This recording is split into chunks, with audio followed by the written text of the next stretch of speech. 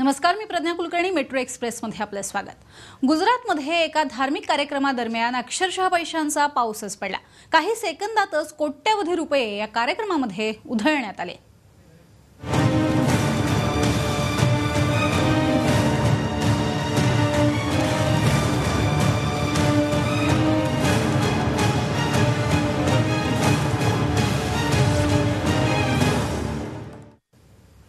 आनंद व्यक्त करत असताना किंवा साजरा करत असताना करण्यात आलेली पैशांची उधळण सर्रास पाहिली जाते. अनेकांचं तर अशी उधळण केल्यानं आपल्या प्रतिष्ठेमध्ये काकणभर वाढच होते असा ठाम समज असतो. पण अशा प्रकारच्या उधळपट्टीची खरंच गरज आहे का, असा प्रश्नही पडतो. भागवत कथेत पडला पैशांचा पाऊस.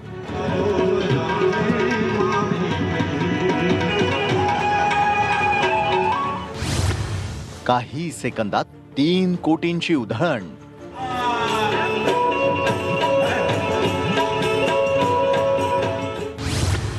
धार्मिक कार्यक्रमात झाला नोटांचा पाऊस.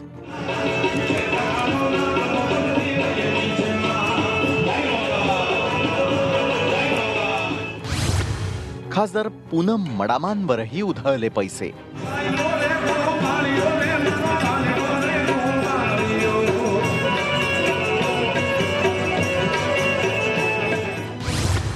खासदारांनी स्वतःही उधळले लाखो रुपये.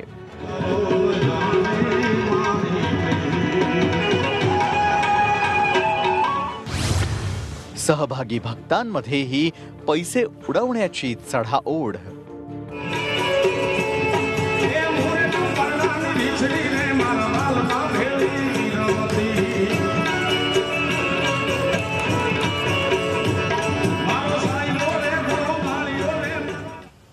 गारपीट आणि अवकाळी पावसानं शेतकरी त्रस्त झालेला असतानाच गुजरातमध्ये पडलेला एक पाऊस कुतूहलाचा विषय बनलाय.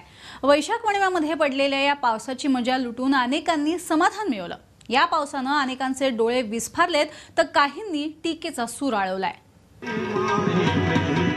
धार्मिक भजन कीर्तनाच्या तालात बेधुंद झालेल्या उपस्थित भक्तगणांकडून उधळण सुरू आहे. पण थोडं नीट निरखून पहा, ही उधळण आहे चक्क नोटांची.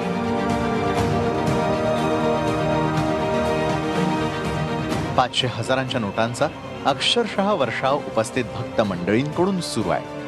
पाहता पाहता अवघ्या काही सेकंदात 3 कोटी रुपयांचा खच कार्यक्रमस्थळी जमा झालाय. गायनानं मंत्रमुग्ध करणाऱ्या गायकाच्या आजूबाजूलाही नोटांचा खच पडलाय. हे सर्व सुरू आहे ते गुजरातमधील सोमनाथ या श्री कृष्णाचं अंतिम दर्शन स्थळ असलेल्या भालकामधल्या भागवत कथा आयोजन कार्यक्रमात.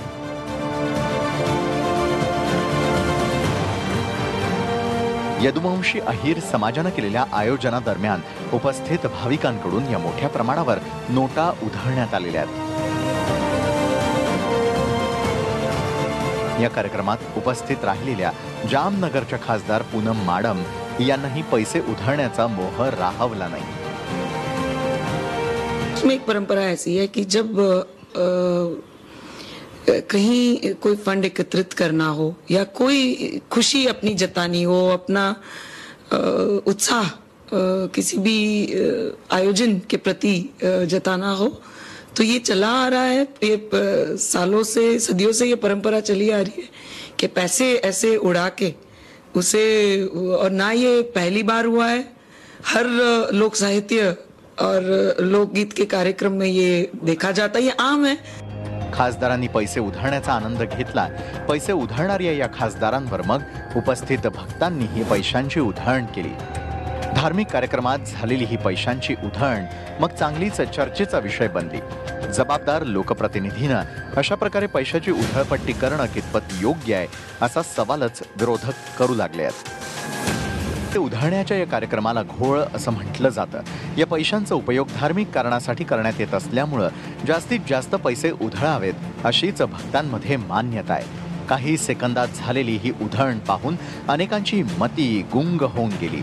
कुणी वंदा किंवा कुणी निंदा, पण या पावसाची चर्चा तर होणारच, हे मात्र नक्की. मौलिक मेहता, TV9 मराठी.